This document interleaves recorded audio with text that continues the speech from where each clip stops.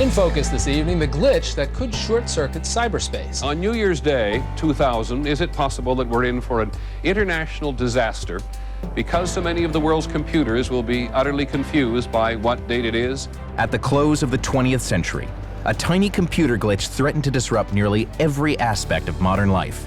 It's called the Y2K, or year 2000 bug. It's a problem that some fear could cripple the nation. Everyone knows failure of Uncle Sam's computers would be chaos. Glitches in the air traffic control system, breakdowns in oversight of nuclear plants and weapons. Government is not a little behind, but way behind. Tremendously behind. The wake-up call is now. Now, this is not one of the summer movies where you can close your eyes during the scary parts.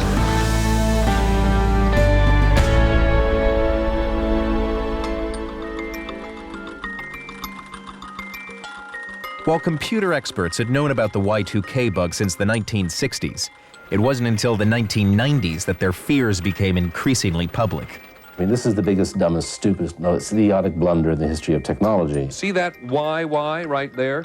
That's the year in 2 digits. 1998 reads only as 98 to a computer chip. Come the year 2000, many computers will assume 00 means the year 1900, back to the future. Programmers only used 2 digits for 2 reasons. One, they didn't have a lot of memory space for their programs, and secondly, they never imagined their software would last as long as it did. We got specifics today on how ill-prepared America's computers are for the year 2000.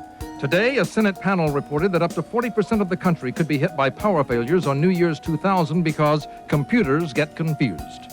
You wouldn't want to be in an airplane, you wouldn't want to be in an elevator, and you wouldn't want to be in a hospital. There's a significant risk, a 40% risk, of a global recession.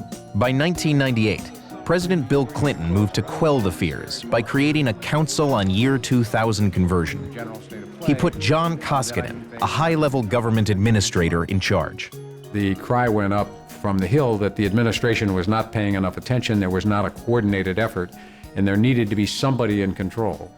I only halfway facetiously said the president gave me an office, an assistant, and said, don't let the world stop.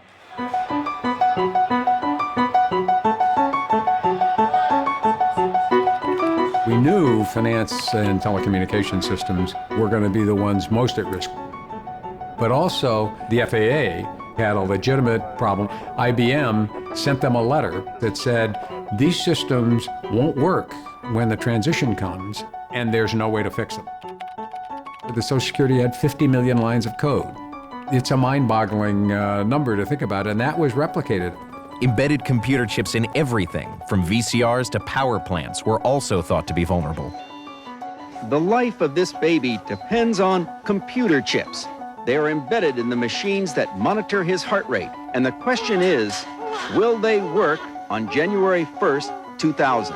On the nightly news, reporters scrambled to translate the scale of the problem into simple terms. Imagine someone told you had to find and replace every bolt in the Brooklyn Bridge. That's daunting, but doable. Now imagine you have to find and replace every bolt in every bridge in America and then the world. And you only have 21 months to do it. The easy-to-understand risk was the system stops. The more insidious risk was, and that's what worried people about their bank accounts, is the system keeps running, it's just got bad data. The fix to the code was fairly simple. You just had to go through, and every place it said 2 digits, you had to give it instructions to say 4. But pouring through reams of old software code to find each and every date reference was a labor-intensive process. We simply did not have enough programmers in the United States who could do this. One of the surprises of the Y2K problem was it gave a boost to outsourcing software work to India. We were becoming increasingly interconnected, so fixing just part of the problem wasn't going to help you if everybody else wasn't fixing their part of the problem. So on the one hand, you'd like to declare a national emergency to make sure that small, medium-sized companies, everybody in the supply chain pays attention. But the minute you do that, you're going to panic the public. The Millennium Bug will affect every business in the UK. In the spring of '99, the British put out a big public warning. If you rely on any form of technology, this issue affects you. It was always a concern to me that the panic would spread. Because once you start warning people and scaring them, it's a little hard to get them off the ledge. By the fall of 1999, Koskinen was promoting a different message. He was sure that his team would successfully orchestrate a fix for the Y2K bug. Are you really confident that you are all ready? We're confident that the basic infrastructure of the United States is going to function effectively. But by the time Koskinen got the message out, the American psyche had already been invaded by another kind of bug. The bug in our cultural software, our beliefs about the millennium, were much more serious than the technical problem. This is usually a slow time for Hinkley Springs, but not this year. Their retail business doubled, and delivery to homes and offices up 30%. The risk by the last 6 months of '99 was there'd be a run on the bank, there'd be a run on gas, there'd be a run on food. That was as big a concern for us as anything.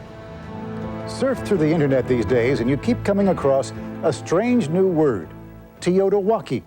The word stands for the end of the world as we know it.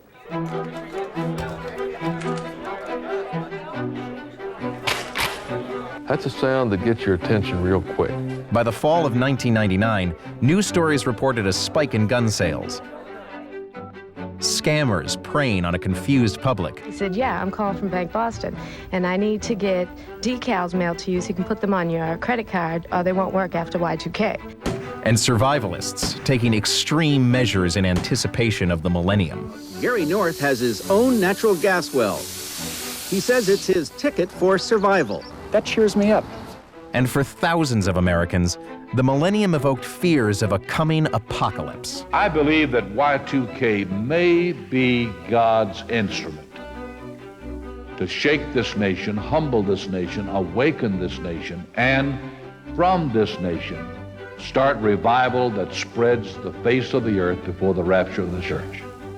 American society has a very deep well of belief in the imminent end of the world. And the 3 zeros triggered all of that. Everybody saw in the Y2K tea leaves whatever it is they wanted to see. 3, 2, 1, happy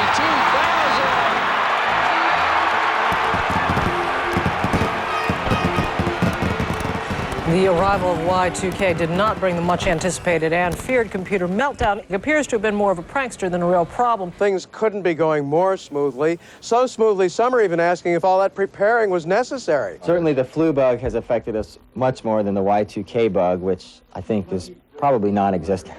You never get credit for the disasters you avert, especially if you're a programmer and nobody understands what you're doing to begin with. We have sort of a lack of confidence that things can get done.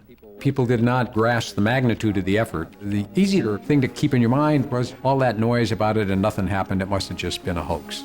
The Senate's final report on Y2K found that government and industry did successfully avert a crisis at an estimated cost of $100 billion. But was the response excessive? One research group estimated that government and industry overspent by nearly 30%.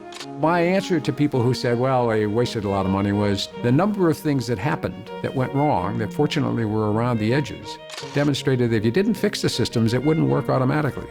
There were some minor glitches after Y2K, but it turned out not everything needed to be fixed, including most embedded chips. Looking back on Y2K today, Koskinen sees enduring value in the systems put into place to prepare for the worst-case scenario. When 9/11 hit on that Tuesday, financial markets were able to open the following Monday because in 1998 and 99, they had developed tests and scripts for testing all the interconnections and all the trade data between all of the major players. Without that ability to test systems and make sure that the markets and every transaction could open and close with all of the counterparties, it would have been weeks before the financial markets would have been able to comfortably open. We have little Y2Ks happening all the time. Technologies are always created for one reason, but end up being used for an application that the creator could never imagine.